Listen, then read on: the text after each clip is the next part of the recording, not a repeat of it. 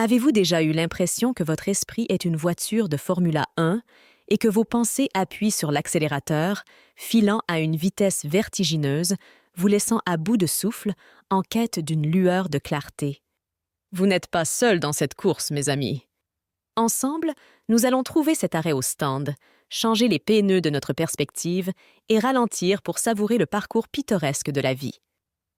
Dans la grande arène de la vie, un empereur et philosophe ancien, Marc Aurèle, nous a légué une stratégie puissante pour remporter cette course.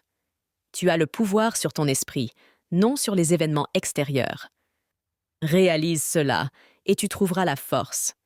Il ne s'agit pas seulement de franchir la ligne d'arrivée, mais de la force que nous acquérons à chaque tour en maîtrisant notre esprit. Imaginez maintenant votre esprit comme un jardin luxuriant, vibrant de pensées telles des fleurs en pleine floraison. Mais, cachées sous la surface, les mauvaises herbes de la surréflexion s'infiltrent, menaçant d'étouffer la beauté de l'instant présent. Nous avons tous été là, n'est-ce pas? Perdus dans le labyrinthe des « et si » et des « peut-être ». Aujourd'hui, nous perçons le brouillard et reprenons le terrain fertile de nos pensées. Voici 10 stratégies simples mais profondes. Premièrement, visualisez la surréflexion comme une brise passagère. Imaginez votre surréflexion non pas comme une tempête en vous, mais comme une brise éphémère, une rafale temporaire qui ébouriffe sans déraciner. Imaginez chaque pensée apportée par le vent comme une feuille prise dans sa danse espiègle. Ces feuilles peuvent tournoyer, attirant votre attention, mais comme le disait le sage Rumi, cela aussi passera. Visualisez-vous comme un arbre, vos racines profondément ancrées dans la terre, vos branches s'élevant haut dans le ciel. Les feuilles de la surréflexion peuvent frémir et secouer vos branches, mais elles ne sont pas des éléments permanents. Elles sont de simples visiteurs traversant votre canopée. Laissez ces feuilles venir et partir, emportées par le vent de votre respiration.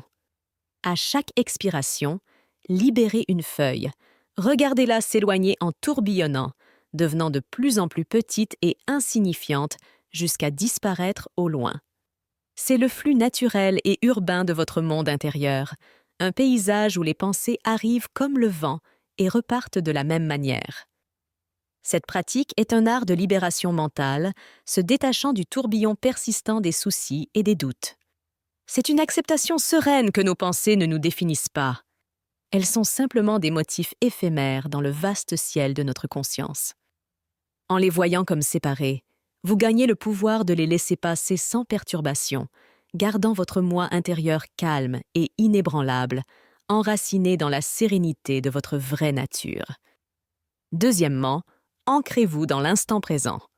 Dans la course incessante des pensées, notre esprit oublie souvent le seul endroit où la vie se déroule vraiment, le présent. Marc Aurèle, un roi philosophe, nous a offert un phare de sagesse. Tu as le pouvoir sur ton esprit, non sur les événements extérieurs. Réalise cela, et tu trouveras la force. Dans cette révélation se trouve une stratégie profonde pour la tranquillité. Ancrez votre conscience dans le maintenant. Imaginez votre surréflexion comme un oiseau qui plane haut, survolant les terres du passé et du futur. Ramenez maintenant cet oiseau pour qu'il se perche dans les branches solides du présent. Sentez la solidité de la terre sous vous, la montée et la descente rythmique de votre poitrine à chaque respiration, la symphonie du monde vivant autour de vous. Ce sont les ancres qui vous attachent au maintenant. Lorsque votre esprit s'égare dans les fourrés de ce qui a été ou de ce qui pourrait être, guidez-le doucement vers la simplicité de l'instant présent. Concentrez-vous sur les sensations qui vous enveloppent, la caresse de l'air sur votre peau, les saveurs subtiles sur votre langue, le kaléidoscope de couleurs devant vos yeux. Chaque expérience sensorielle est un fil qui tisse la tapisserie du présent, une tapisserie qui existe indépendamment de vos soucis et anticipations. En vous ancrant dans le maintenant, vous cultivez un espace où la surréflexion perd son emprise, où votre esprit, tel un rocher usé par le temps, reste immobile face au torrent du temps. C'est l'espace où vous pouvez observer la danse de l'existence avec clarté et embrasser la vie à bras ouverts, libéré des chaînes de la pensée incessante. Troisièmement, embrasser l'impermanence de la vie. Le futur est une toile de possibilités et le passé une galerie d'expériences. Mais souvent, nous nous retrouvons piégés dans cette chronologie, nos esprits enchevêtrés dans les « et si » et les « si seulement ». Pour échapper à ce lien, nous pouvons puiser la sagesse dans les mots du poète ancien Aphèse. Cet endroit où tu te trouves maintenant, Dieu l'a entouré sur une carte pour toi. C'est un rappel de la nature éphémère de nos soucis et de l'impermanence de notre état actuel. Quatrièmement, embrasser l'impermanence de la vie, c'est comprendre que notre surréflexion, ces chuchotements persistants de doute et de peur, sont aussi éphémères que les saisons. Tout comme les teintes audacieuses des feuilles d'automne cèdent la place à la nudité de l'hiver, pour renaître dans la verdure du printemps, nos pensées sont des invités temporaires dans l'auberge de notre esprit. Elles arrivent et repartent, laissant la place à de nouvelles pensées et perspectives. Lorsque vous vous sentez assiégé par le barrage de la surréflexion, prenez une profonde respiration et regardez autour de vous. Tout ce que vous voyez est en état de flux. Les murs autour de vous, les rues à l'extérieur, même l'appareil que vous tenez. Rien n'est statique, tout évolue, y compris vos pensées. Laissez cette réalisation vous submerger comme les douces vagues d'un océan, érodant la solidité de vos préoccupations et lissant les bords de votre anxiété. Transformez votre perspective pour voir vos pensées non pas comme des ancres, mais comme des bateaux à la dérive sur la rivière du temps. Laissez-les s'éloigner, en paix avec leur départ, car elles ne sont pas destinées à rester pour toujours. Comme le disait Rumi, la vie est un équilibre entre tenir bon et lâcher prise. Vous aussi, vous pouvez trouver cet équilibre en vous accrochant à cet instant et en lâchant le fardeau de la surréflexion. Cinquièmement, désignez une période de soucis. C'est un scénario familier, des soucis qui arrivent sans invitation, comme des nuages de pluie persistants lors d'une journée ensoleillée prévue. Ces préoccupations peuvent s'infiltrer dans chaque recoin de notre vie, si nous les laissons faire, transformant notre paysage mental en un endroit humide et morose. Mais que se passerait-il si nous pouvions programmer la pluie? Si nous pouvions confiner ces soucis à leur propre saison? C'est là que la sagesse des stoïciens croise les conseils pratiques des temps modernes. En créant une période de soucis désignée, Sénèque, le philosophe stoïcien, conseillait « Le vrai bonheur est de garder votre esprit tranquille dans sa propre paix ». En allouant un temps spécifique chaque jour pour réfléchir à nos problèmes, nous pouvons contenir la tempête dans un réservoir limité dans le temps. Imaginez cela comme fixer un rendez-vous avec vos soucis en disant « Je m'occuperai de vous, mais seulement au bon moment ». Durant cette période, vous vous permettez de plonger dans les profondeurs de ce qui vous dérange, de le disséquer, de le comprendre et de questionner sa validité. Il ne s'agit pas d'indulger dans l'inquiétude, mais de la gérer. Lorsque des pensées surgissent en dehors de ce temps, rappelez-vous doucement, pas maintenant. Imaginez ces soucis comme des courriels arrivant après les heures de bureau. En pratiquant cela, vous récupérez les autres heures de votre journée, les dédiant à vivre pleinement, libre de l'ombre des peurs non traitées.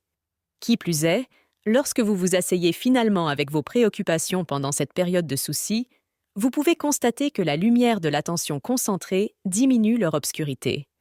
Avec la clarté de la réflexion programmée, les soucis se révèlent souvent moins redoutables qu'ils ne le semblaient lorsqu'ils se tapissaient dans les coins de votre esprit. Sixièmement, brisez les pensées accablantes en étapes réalisables. Considérez un instant le voyage d'un alpiniste, confronté à l'ascension intimidante. C'est le pas simple et déterminé, répété, qui conquiert le sommet. Dans la vie aussi, nous nous tenons souvent à la base de nos propres montagnes, des défis et des soucis monolithiques qui se dressent imposants. Pourtant, comme Marc Aurèle nous le rappelait, l'obstacle à l'action fait avancer l'action. Ce qui se dresse sur le chemin devient le chemin. C'est en décomposant l'insurmontable en gérable que nous trouvons le progrès. Lorsque le poids de la surréflexion pèse sur vous, menaçant de vous enfermer dans l'inaction, rappelez-vous la sagesse de Rumi. Dès que vous commencez à marcher sur le chemin apparaît. Commencez par le plus petit des pas, une seule action que vous pouvez entreprendre. Il ne s'agit pas de simplifier à outrance les complexités de vos défis, mais de les naviguer un pas à la fois. Chaque petite victoire est une brique posée sur le chemin hors de la paralysie de la surréflexion. Par exemple, si votre esprit est un tourbillon de tâches, notez-les, puis choisissez-en une, juste une, et agissez dessus. Avec cette action, la cacophonie autrefois accablante des tâches devient une symphonie de progrès, chaque note jouée en son temps. La montagne de soucis devient une série de pentes douces, chaque ascension vous laissant plus haut qu'avant. Le sommet n'est plus un rêve lointain, mais une réalité qui s'approche. Embrasser cette approche transforme le tissu même de la surréflexion. Elle déplace l'accent de la chambre d'écho de notre esprit vers le monde tangible de l'action. C'est l'incarnation de la philosophie stoïcienne, reconnaître ce qui est en notre contrôle et agir dessus avec intention et effort. Septièmement, cultiver la gratitude pour changer de perspective. Dans le vaste paysage de nos esprits, il est facile de s'égarer dans des vallées ombragées où l'accent est mis sur ce qui nous manque, ce qui a mal tourné ou ce que nous n'avons pas encore accompli. Ces pensées sont comme des vignes qui poussent sans contrôle, obscurcissant la vue des collines ensoleillées de nos accomplissements et des bénédictions que nous possédons. C'est ici que la simplicité profonde de la gratitude peut être une lumière directrice, illuminant notre chemin avec chaleur et clarté. Le philosophe stoïcien Sénèque disait « Le vrai bonheur est de jouir du présent sans dépendance anxieuse envers le futur ». Cela nous invite à détourner notre regard des déserts stériles de notre mécontentement vers les plaines fertiles de la gratitude. En reconnaissant l'abondance qui réside déjà dans notre vie, nous affamons les mauvaises herbes surdimensionnées de la surréflexion, permettant aux fleurs de la positivité de s'épanouir. Commencez cette pratique en identifiant 3 choses pour lesquelles vous êtes reconnaissant chaque jour. Elles pourraient être aussi grandioses que le soutien de vos proches ou aussi humbles que les moments sereins d'un lever de soleil matinal. Chaque acte de reconnaissance est une étoile dans le ciel nocturne de nos pensées, illuminant collectivement l'obscurité de la surréflexion avec des constellations de contentement. Ce rituel quotidien transforme l'énergie qui alimente la surréflexion en une célébration du maintenant. Il s'aligne avec la sagesse du poète Persone Hafez, qui nous rappelle « Reste proche de tout ce qui te rend heureux d'être en vie ». La gratitude renouvelle notre relation avec la vie, nous encourageant à embrasser notre présent et à voir notre verre non pas comme à moitié vide, mais comme se remplissant à chaque instant de reconnaissance reconnaissante. Huitièmement, prioriser l'effort sur le résultat. Le labyrinthe de la surréflexion est souvent tracé avec des chemins qui mènent vers le futur, un futur peint avec des coups de pinceau d'incertitude et des nuances d'échecs potentiels. Nous nous fixons sur les résultats finaux, et ce faisant, nous rendons le moment présent, un moment d'action et de vie, en une simple marche vers une destination incertaine. Cette fixation peut nous paralyser, mais la sagesse stoïcienne transmise par Épictète nous offre une issue. N'explique pas ta philosophie, incarne-la. En d'autres termes, laissez vos actions refléter vos valeurs, pas vos peurs.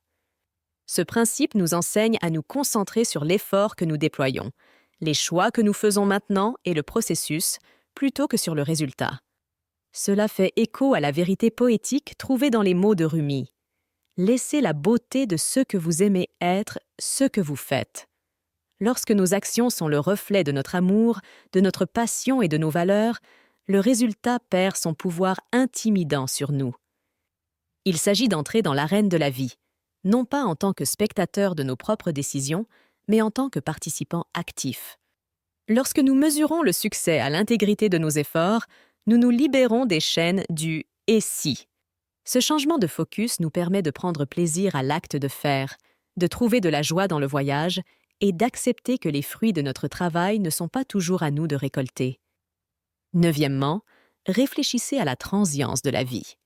Le tourbillon incessant de la surréflexion naît souvent de notre fixation sur les petits caractères du contrat de la vie en oubliant son expiration inévitable.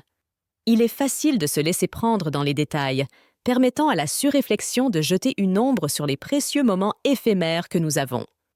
Pourtant, c'est la sagesse de Sénèque qui offre une lanterne dans l'obscurité, nous rappelant que nous ne sommes pas donnés une vie courte, mais nous la rendons courte, et nous ne sommes pas mal approvisionnés, mais gaspilleurs de celle-ci. Dixièmement, cherchez la sagesse extérieure.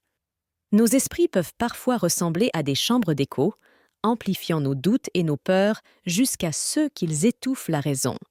Dans le confinement solitaire de nos propres pensées, la surréflexion peut sembler un ennemi invincible.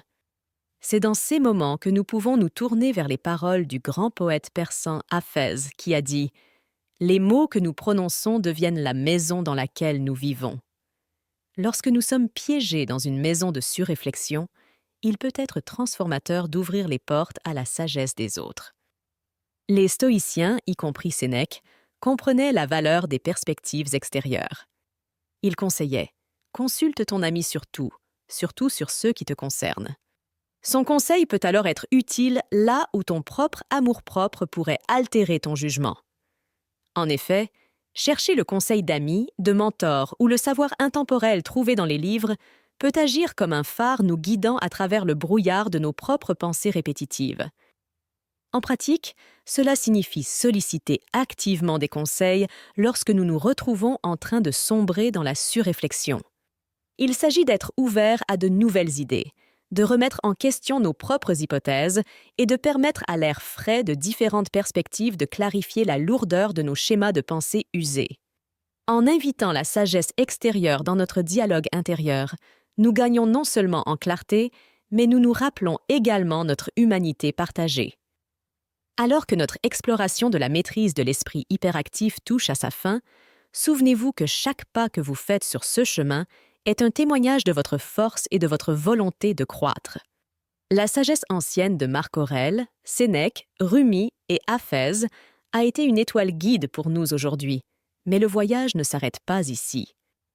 Si cette vidéo vous a été utile et enrichissante, n'hésitez pas à exprimer votre soutien en cliquant sur « J'aime », en la partageant avec d'autres personnes engagées dans leur quête spirituelle, et n'oubliez pas de vous abonner à notre chaîne. Merci de votre attention et que vous trouviez une paix profonde et une sagesse durable sur votre voie vers l'éveil.